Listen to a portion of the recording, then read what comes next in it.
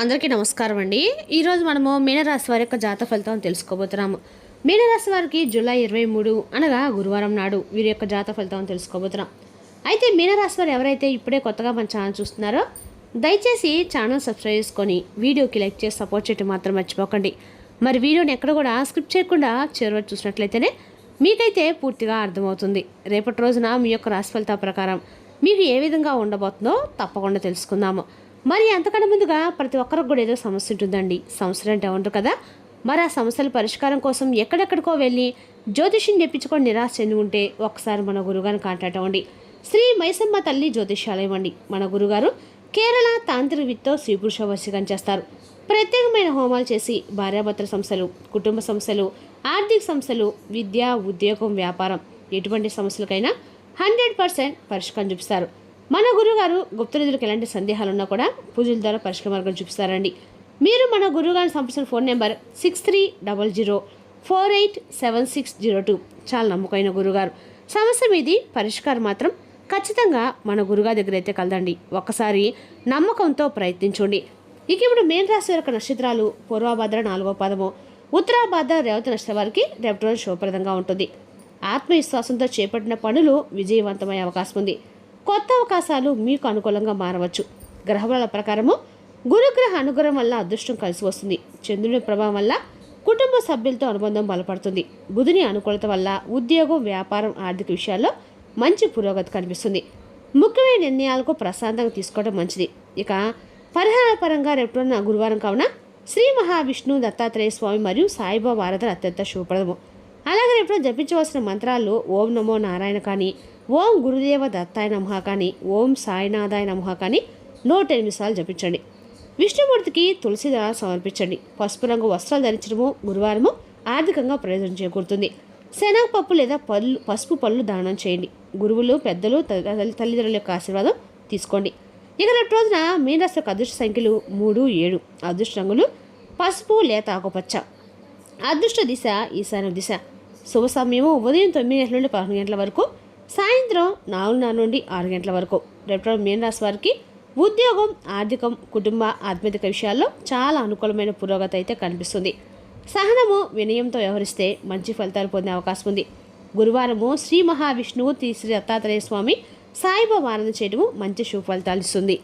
ఇక రేపటి రోజున మీ ఇంట్లో చాలా కాలంగా ఎదురు చూస్తున్న ఒక శుభ పరిణామం జరిగే సూచనలు అయితే కనిపిస్తున్నాయి.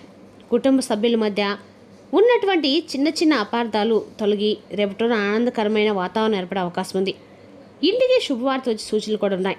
అయితే ఈ శుభ పరిణామం ఎప్పుడు, ఎలా జరుగుతుంది, ఈ రాశి ప్రకారం ఎలాంటి జాగ్రత్తలు తీసుకోవాలి, పూర్తి వివరాలు తెలుసుకుందామండి.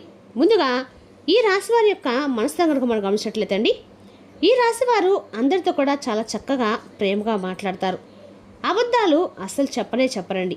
చాలా చక్కటి నిజాయితీ పనులను చెప్పుకోవాలి. మాట్లాడరు కూడా. అలా మాట్లాడడం కూడా ఇష్టం ఉండదండి. ఉన్నది ఉన్నట్లుగా చక్కగా మాట్లాడతారు. కొంతమంది ఏంటంటే వీరి నుండి దూరం అయిపోతూ ఉంటారు. అయితే ఇప్పటి వరకు వీరు ఎన్నో కష్టాలను, బాధలను పడ్డారనమాట. వీరికి తెలివితేటలు కూడా చాలా ఎక్కువగానే ఉంటాయి. జీవితంలో డబ్బును బాగా సంపాదించని చెప్పి అనుకుంటారు. కుటుంబం యొక్క బరువు బాధలు కూడా చాలా ఎక్కువగా ఉంటాయి. దానికోసం నిరంతరం కూడా కష్టపడుతూ ఉంటారు. కుటుంబం కోసము ప్రాణమైన ఇస్తారనమాట. అంతగా ఉంటారు. అలాగే ఈ రాశి వారికి ఎప్పుడు కూడా అంటే అండి, వాళ్ళకున్న వాంట్లో ఎప్పుడు ఎవరిని కూడా దెబ్బతీస్తూ పక్క వాళ్ళని ఆశ్రయపడాలని అనుకునే మనస్తత్వం అయితే కానే కదండి. రేపటి నుంచి వీరికి లాభాలు ఎక్కువ రాబోతున్నాయి. రేపటి నుండి ఎక్కువ లాభాలు ఎక్కువ రాని వీరు చూస్తారు.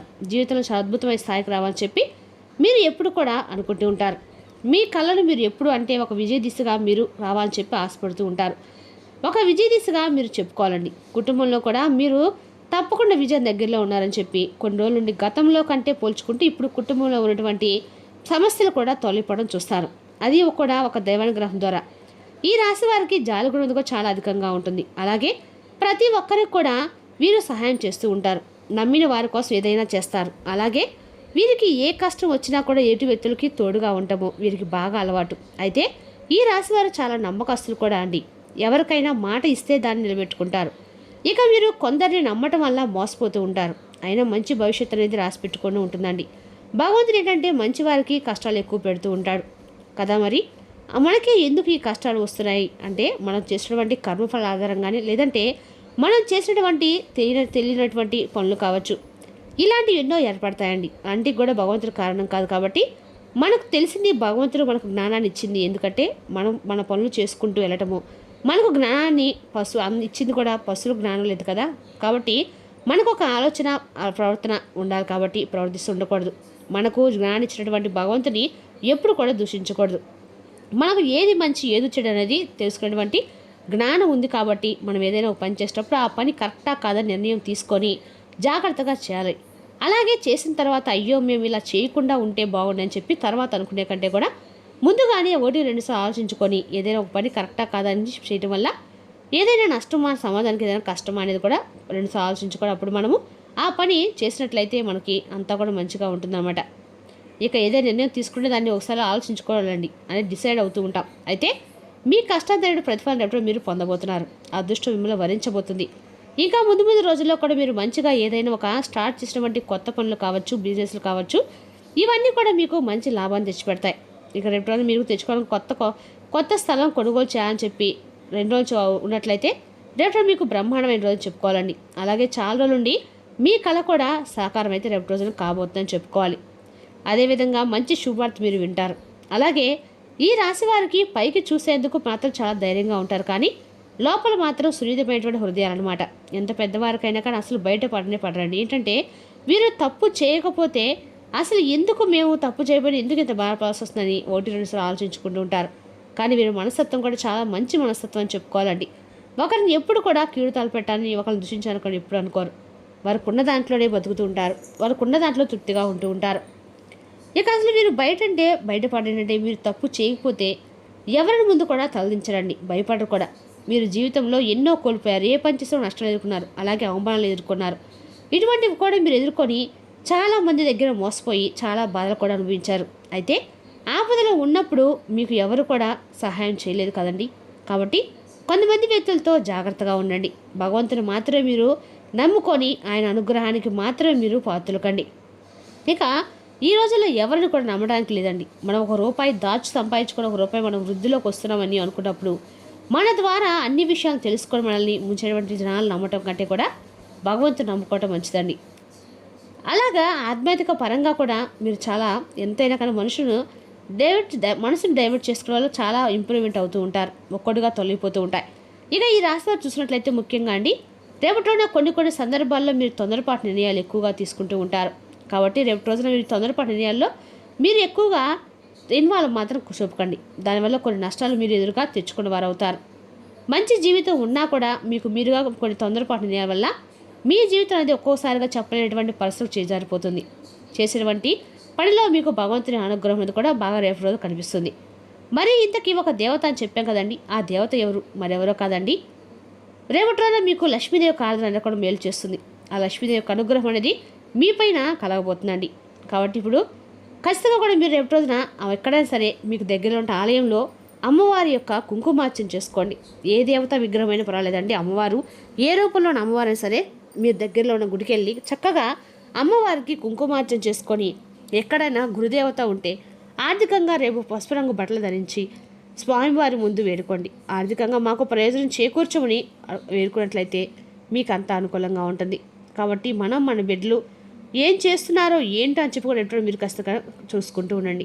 కాబట్టి మనం బిడ్డల మీద మన సంతానం పట్ల మన పెద్దవాళ్ళ పట్ల ఎంత ముఖ్యమైన జాగ్రత్త ఉంటుందో అలాగే రేపటి మీరు లక్ష్మీదేవి ఆరాధన అమ్మవారి యొక్క ఆరాధన అన్నగా మీకు మేలు చేస్తుంది. ఖచ్చితంగా కూడా మీరు ఇలాంటి పరిహారాలు చేసినట్లయితే అమ్మవారి యొక్క కుంకుమార్చన చేసుకున్నట్లయితే మీకు రేపటి రోజున ఆర్థికంగా అంత అనుకూలంగా ఉంటుంది.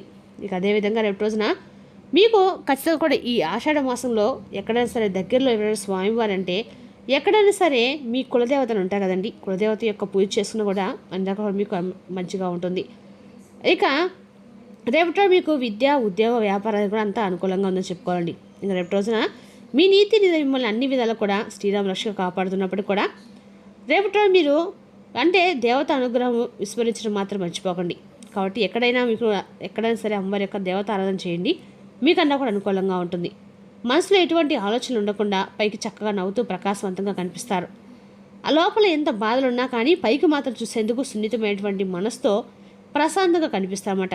కాబట్టి అప్పటికప్పుడే కోపం వస్తే సీరియస్గా ఉన్నా కూడా రెండు నిమిషాల్లో మీరే మన డైవర్ట్ చేసుకుంటూ ఉంటారు.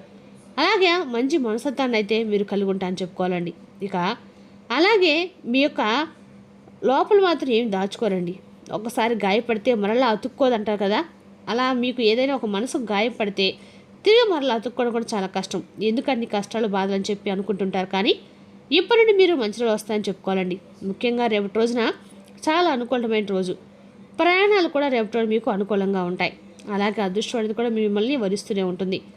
ఇక మీకు దగ్గరగా అనుకూలంగా మంచిగా ఏదైనా కానీ పొందాలని చెప్పనుకున్నటువంటి ప్రతిసారి కూడా మీ దగ్గర వెనక్కి వెళ్ళిపోతున్న లాభం అంటే ₹1 మన దాంట్లో ₹1 మనము చూడవచ్చని ఆఖరికి చివరి దాకా కూడా వచ్చేటువంటి సమయం వెనక్కి వెళ్ళిపోతూ ఉంటుందండి.